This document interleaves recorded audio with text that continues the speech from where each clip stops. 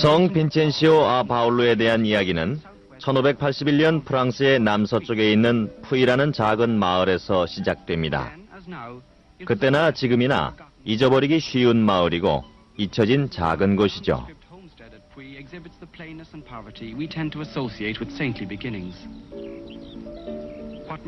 푸이에 있는 빈첸시오의 평범한 집은 성인의 초라한 시작과 관련 지을 수 있는 순수한 가난함을 나타냅니다.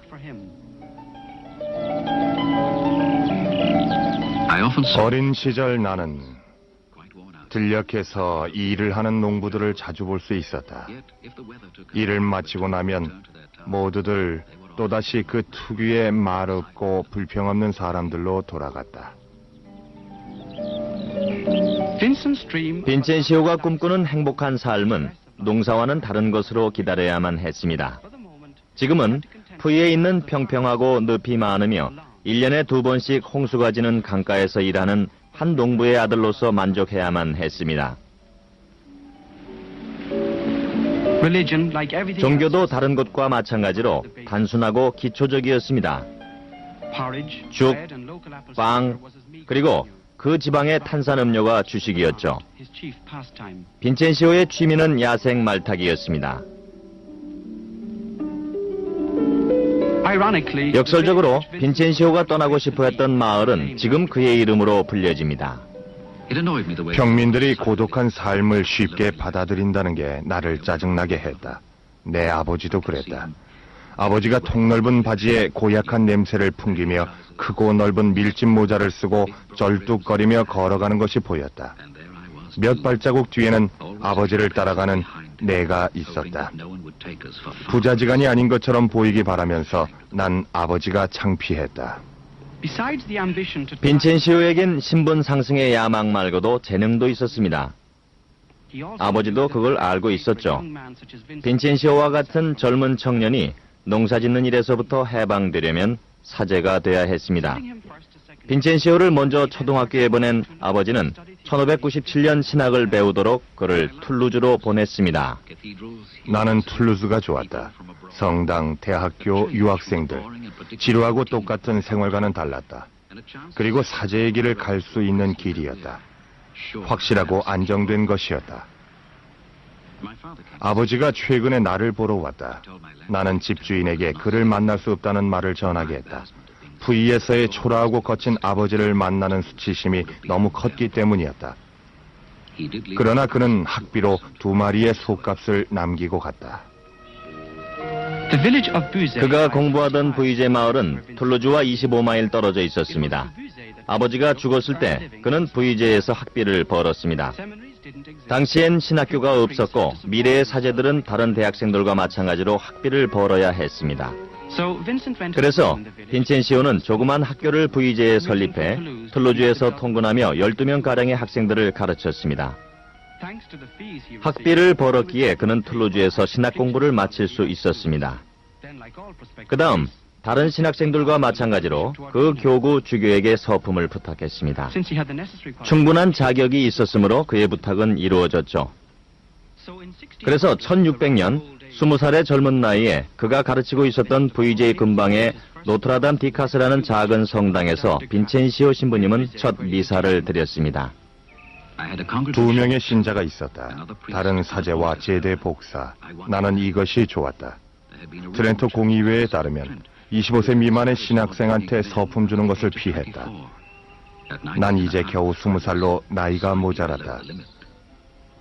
난 어떠한 평판도 원치 않았다.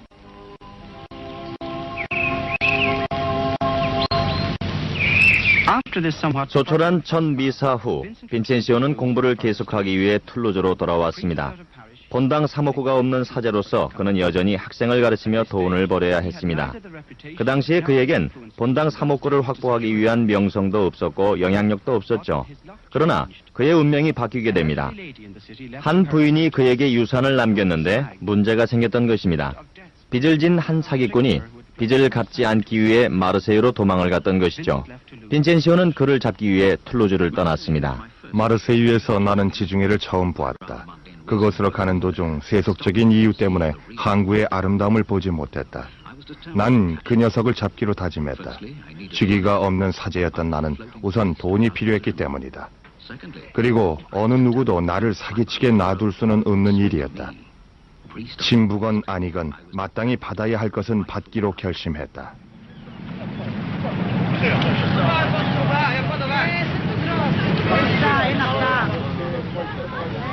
난 어부들과 상인들에게 문의하느라 부둣가에서 며칠을 보냈다. 운 좋게도 어부들로부터 그 간사한 녀석을 찾아낼 정보를 얻었다. 내 사명은 성공적이었다. 결국 돈과 자존심을 되찾았던 것이다.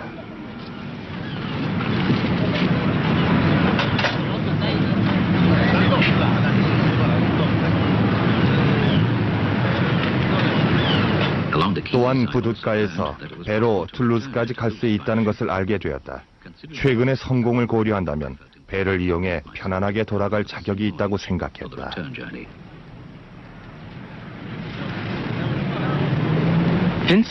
마르세유에서 툴루즈까지의 여행은 보통 하루 정도가 걸렸지만 그에게는 그보다 오래 걸렸습니다.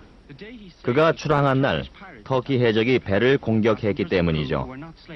살아남은 승객들은 쇠사슬로 묶여졌고 자신감에 넘치던 빈첸시오 신부님은 툴루즈로 향한 안락한 여행 대신에 튀니스의 매매장에 넘겨졌습니다. 우리는 벌거벗겨졌고 옷 한 벌과 모자 하나가 주어졌다. 이런 복장에 무거운 쇠사슬을 목에 맨 채 우리는 튀니스길을 대여섯 번 행진해야 했다. 구매자들은 가축시장에서 소나 말을 고르듯 우리를 살펴보았다. 난 모두 2년 동안 3명의 주인 밑에서 노예로 지냈다. 나의 마지막 주인은 냉담한 프랑스 천주교 신자였는데 그의 회교도 부인은 내가 천주교를 알려준 것에 매혹되었다.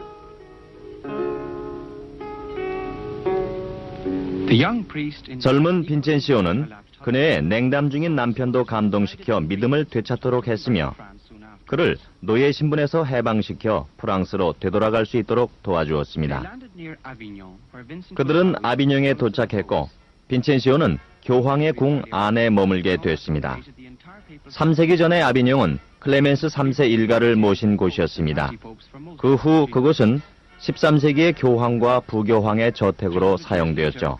300년 후 튼튼하게 지은 그 궁은 빈첸시오가 2년을 보냈던 초라한 집과는 딴판이었습니다. 아비뇽에서 교황님을 보좌하는 사제는 내 얘기에 흥미를 느꼈다.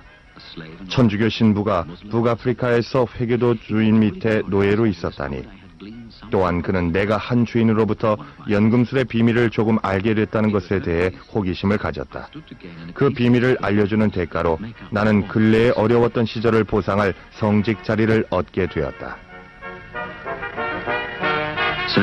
그래서 불안하고 흔들리는 시작임에도 불구하고 나는 이제 안전하고 밝은 성직자의 길을 찾았다고 생각했다.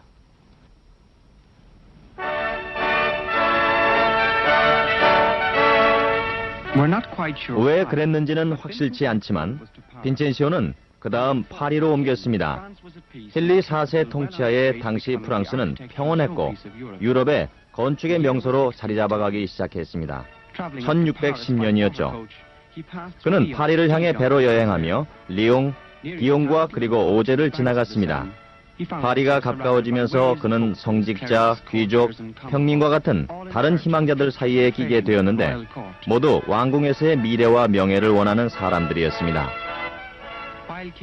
헨리 왕과 그의 부인이 디루즈 궁에서 화려한 생활을 하는 동안 그의 거만한 전 부인인 마가렛도 맞은편 궁궐에서 똑같이 화려하게 살았습니다. 57세의 연로한 마가렛은 빈첸시오를 그녀의 궁궐 전담신부로 임명했습니다. 성직에 있는 내 친구들이 많은 도움을 주기 시작해 마가렛 여왕의 전담신부로 임명되었다. 그것은 경제적인 이득보다는 명예로운 것이었다.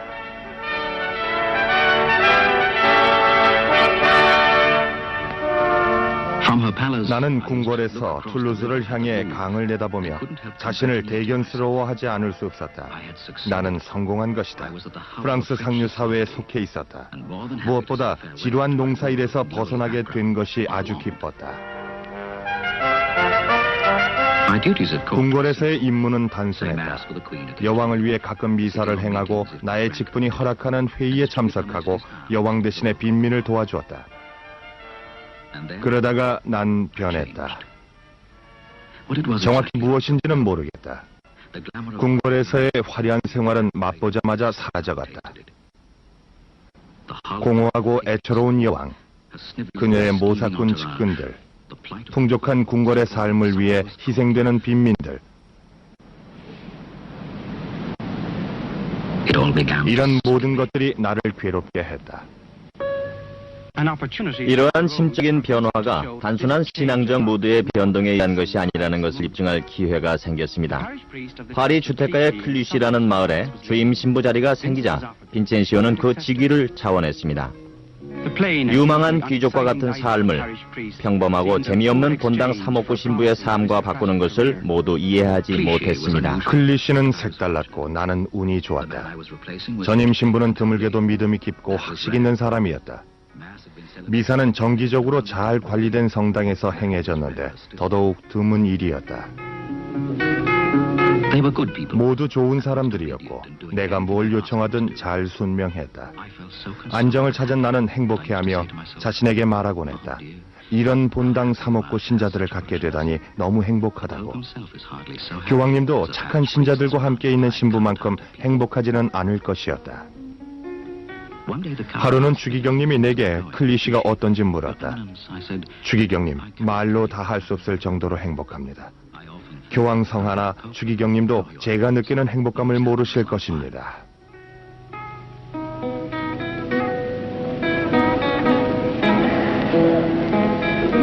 클리시의 내 본당 사목구 신자들은 주로 청과 매매업자들과 그들의 가족들이었다. 그들의 믿음은 순박하지만 강했다. 다른 곳과는 많이 달랐다. 곳곳에서 교회가 신부들의 잘못으로 망해가고 있었다. 성직자들은 수양을 몰랐고 사람들은 신을 두려워하지 않았다. 성당에는 설교자가 없었고 잘못은 꾸짖어지지 않았다. 모두 교회 당국자들을 증오하거나 경멸했다. 지성소에서는 자신의 이득이 우선이었다. 가장 중상에 능한 성직자가 가장 권력이 있었다. 예수님의 영성과 복음의 자리에 세속적인 것이 대신했다. 오늘날 클리시는 성당 출석률이 가장 낮고 공산주의 활동이 수도에서 가장 활발한 곳입니다. 지금과 같은 현 상황은 빈첸시오 시대 때 프랑스에서 일반적인 것이었습니다. 그러나 공산주의가 그 원인은 아니었죠. 왕이었습니다. 왕이 성직 임명을 독점하고 있었고 높은 성직은 부유하고 타락한 가정의 아들들에게 돌아갔습니다. 클리시에서 18개월을 보낸 후 빈첸시오는 프랑스 천주교의 근본적인 문제에 직면했습니다. 1613년 그는 추기경 드 베릴에 의해 명성 있는 드 공디가의 교사로 임명됩니다. 나는 믿을 수 없었다. 귀족 생활로 돌아간 것이다. 클리시에서의 짧은 기간은 본당 사목의 맛을 알게 했다. 나는 세속적이고 물질적인 드 공디가에서의 생활에 만족할 수 없었다. 마담 프랑소와 마가레트 공디 부인이 그 가정의 안주인이었다. 고집세고 요구가 많았지만 독실한 신자였다. 그녀는 내가 그녀의 버릇없고 게으른 세 아들의 교사가 되기를 바랬다. 우리의 새로운 지도 신부는 아바울로이다. 빈첸시오 아바울로 신부. 그는 지나칠 정도로 온유하고 엄숙한 사람이다.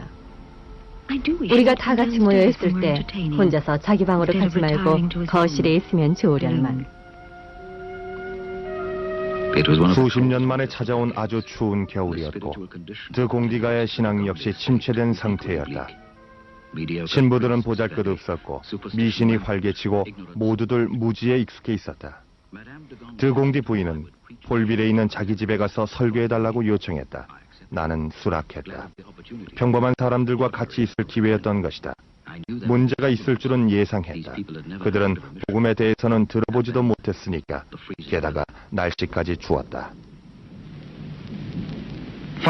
폴빌 교회는 드 공디가의 소유지에 있었습니다.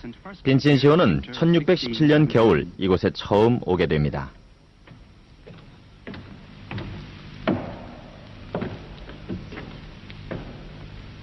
이곳이 폴빌 교회입니다. 파리 북쪽으로 60마일 떨어진 곳이죠. 그리고 이 강론대는 빈첸시오가 그 유명한 강론을 한 곳입니다. 1617년 추운 겨울에요. 그것은 두 가지 이유로 중요한 강론이었습니다. 첫째는 어느 누구도 천주교의 진실을 알려주지 않았기에 영원한 영혼을 잃게 될지도 모르는 본당 359 신자들에게 해준 강론이었다는 것입니다. 적어도 빈첸시오에게는 그랬습니다.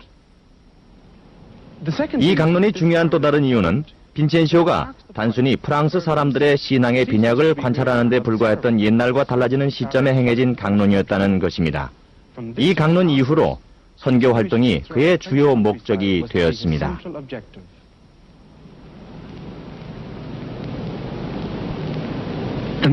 폴빌에서의 선교는 성공적이었습니다.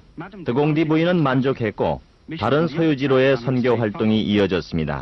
그것은 평범하고 무지한 프랑스 사람들을 개종하려는 빈첸시오의 욕망을 부추겨 그로 하여금 귀족 생활의 편안함을 떠나게 했습니다.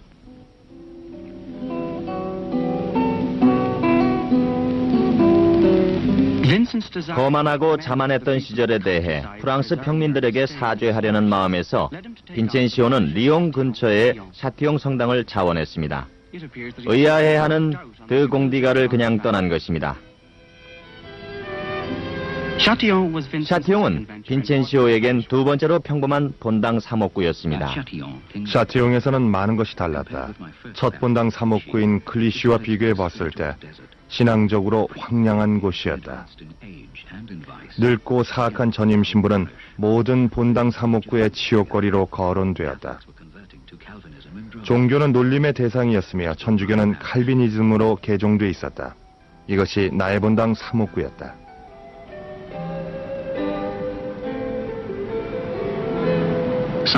마을 규모에 비해 샤티용은 프랑스에서 포도주를 가장 많이 마시는 곳이라고 들었는데 맞는 말이었다.